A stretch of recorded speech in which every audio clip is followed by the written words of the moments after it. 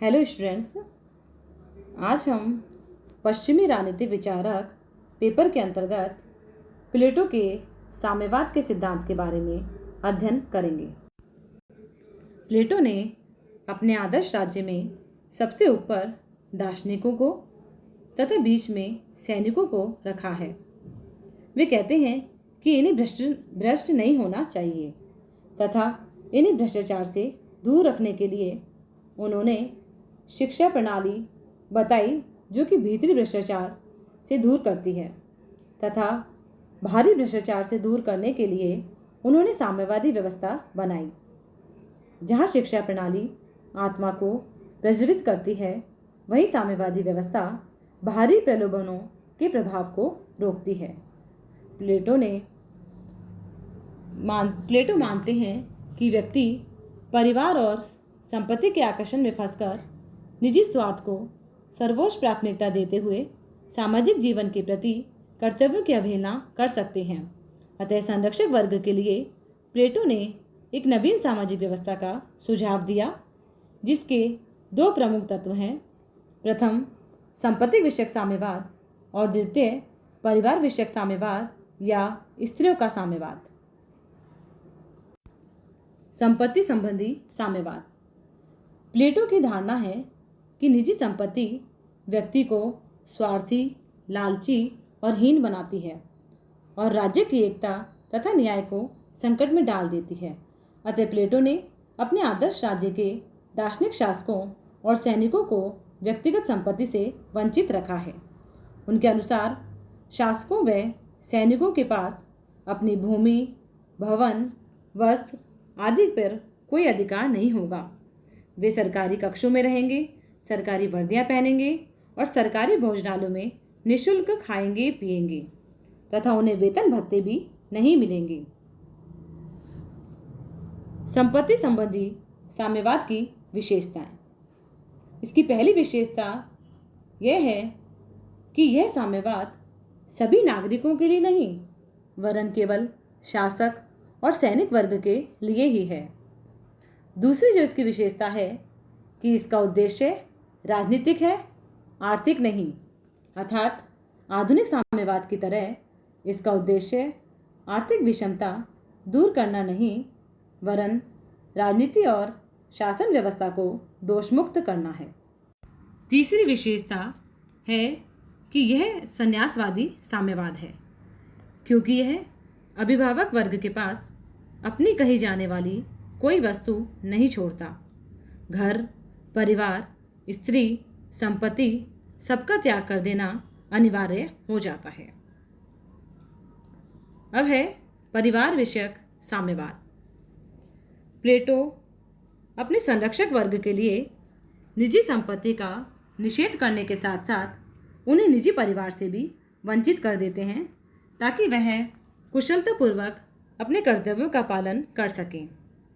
इसलिए शासकों व सैनिकों को विवाह का अधिकार नहीं है, लेकिन कभी कभी दार्शनिक राजा अस्थायी विवाह की अनुमति देगा और इस संयोग से जो संतानें होगी उसे राजकीय बालगृह में पाला पोसा जाएगा तथा बच्चों को अपने माता पिता के बारे में या माता पिता को बच्चे के बारे में कोई सूचना नहीं दी जाएगी और इसलिए राज्य में अच्छी पीढ़ी पैदा होगी तथा संतान के प्रति मोह भी नहीं होगा, जो कि भ्रष्टाचार का कारण है।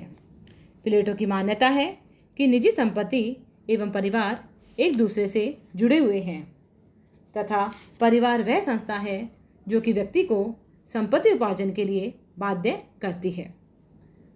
परिवार विषयक साम्यवाद की विशेषताएं। इसमें इसकी पहली विशेषता यह है कि यह संरक्षक वर्ग को पारिवारिक मोह से मुक्त करती है।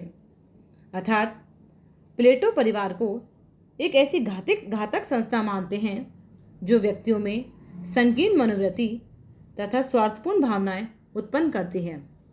अतः प्लेटो संरक्षक वर्ग के लिए परिवार की व्यवस्था का ही अंत करना चाहते हैं। दूसरी विशेषता यह है कि यह राज्य में एकता स्थापित करना।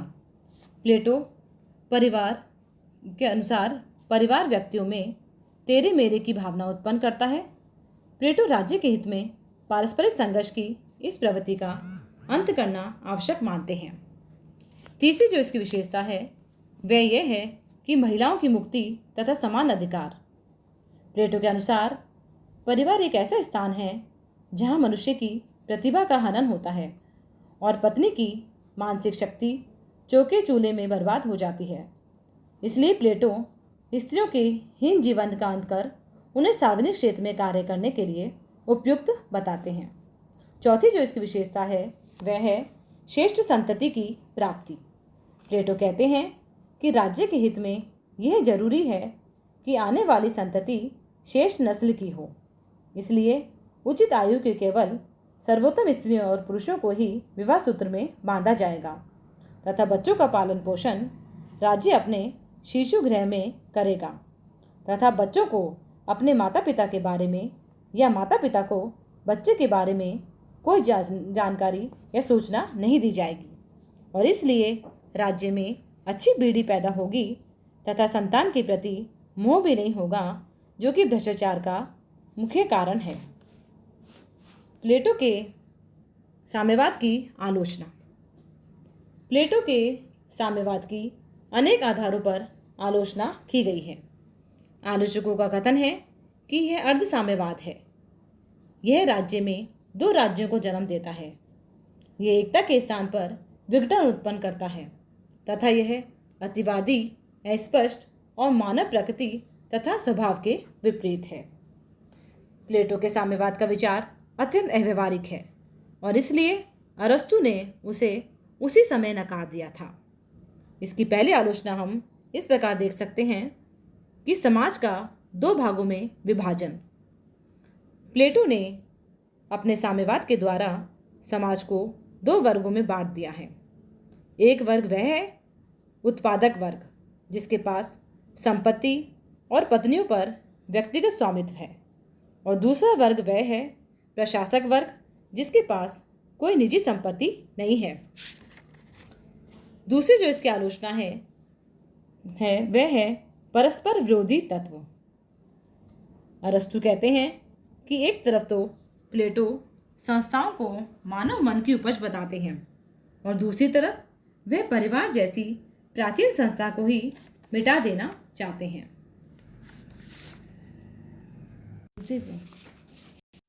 तीसरी इसकी आलोचना यह की जाती है कि इसमें व्यक्ति का समाज के लिए बलिदान हो जाता है। अब है प्लेटो के साम्यवाद और आधुनिक साम्यवाद का तुलनात्मक अध्ययन।